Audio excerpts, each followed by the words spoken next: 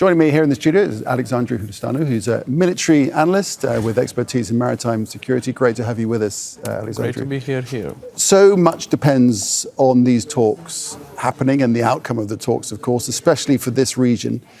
How do you assess where we're at, given the situation in the Strait of Hormuz, the fact that Iran has closed it, the fact the US is still blockading it? Where are we at, do you think? I think we're not necessarily in a very much different situation that we're here 2 days before. For sure, for the commercial shipping, we are not back at square one. We are back at square zero, I would say.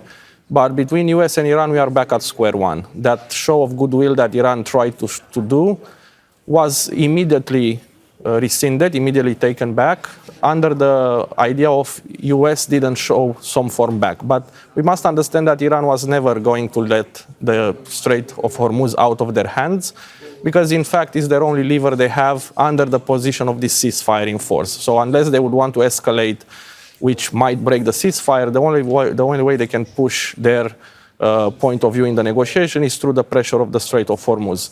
At the same time, US knows that, and given the fact that they allow them to run their tankers for the best part of the war, now they are pressuring back in order to create that counter-pressure point back. So was that the reason why they set up the US blockade? Well, now we've had a matter of time has passed since the blockade, that US blockade was set up out in the Gulf of Oman. Has it worked for the US, do you think? I think it did, because the reaction from Iran was quite violent, considering that they opened the strait for a while, for 20 hours, and then they closed it back. I think that particular blockade from US is putting pressure, because again, US needs to respect also the ceasefire. So this blockade is actually a move on their list of options that can actually create pressure during this negotiation. We are not outside of the register of diplomatic coercive diplomacy or coercive negotiations. We are exactly where we were last week in that sense. Mm-hmm. Just we could notice this tension and this anxiety in the commercial world to try to get out of the strait, out of the Gulf as fast as possible. So most likely the damaging relationship was the damaged relationship now it's on the merchant side more than between US and Iran. So Donald Trump has been downplaying Iran's closure of the strait, hasn't he? Does that reflect the reality of the ground? I mean, not it gives them a pretty strong hand, doesn't it? Not necessarily, because at the same time, it's not like the closure of the strait is not hurting U.S. economy as well. Oil, gas are some of the most globalized merchandises, commodities. That means price is affected regardless if you are a producer or non-producer country. So the price is reflected also on the U.S. economy. There is a suggestion, isn't there, that it's possible that key issues, like the nuclear program, like the strait itself, I guess, will be kicked down the road, that there'll be an agreement here to talk further, and that the strait will be reopened in the meantime, which will satisfy the markets to a degree, it'll satisfy the global economy, it'll help it anyway.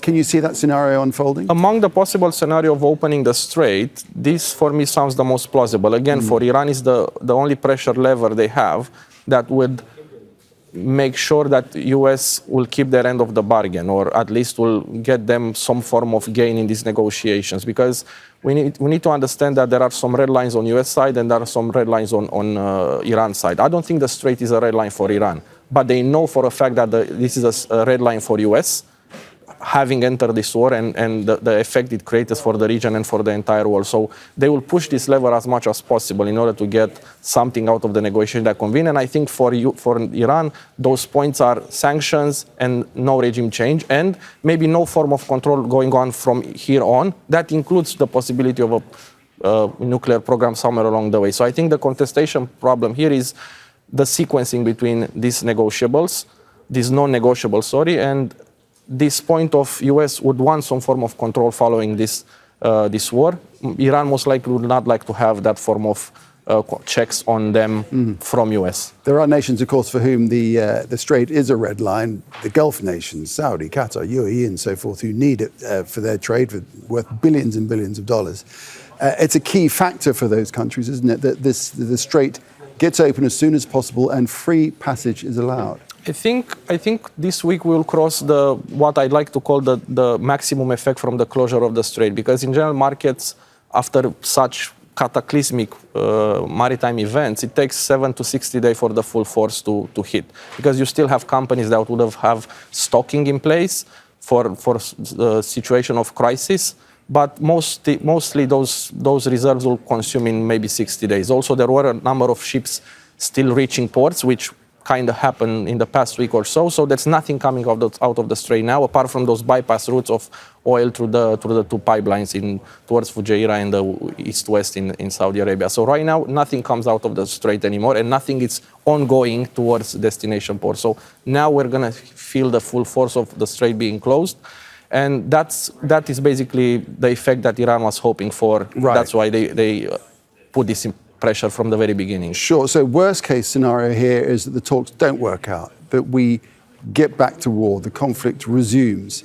How would you see that shaping up, given that there's been some time here for both sides to rearm and sort out their military capabilities? I would not want to say that I would be surprised for them to return, but I would be surprised for them to return. There's too much at stake in the diplomatic track right now for the past 2 weeks. We see now U.S. is signaling that they will send for ceasefire negotiations to extend the ceasefire and to maybe set up that framework that Iran is calling for in order to have this discussion. So in the remote case they will turn back to war, I think it will be in a similar fashion of what we've seen until now. US, I don't think it will come to a conviction to go there and boots on the ground, so it will still be some form of air campaigns. But again, I doubt this scenario. I rather think that there will be a continuation of the ceasefire, maybe some back and forth in messaging and strategic communication, maybe some form of pressure from the list of options, the military options that the two parties still have.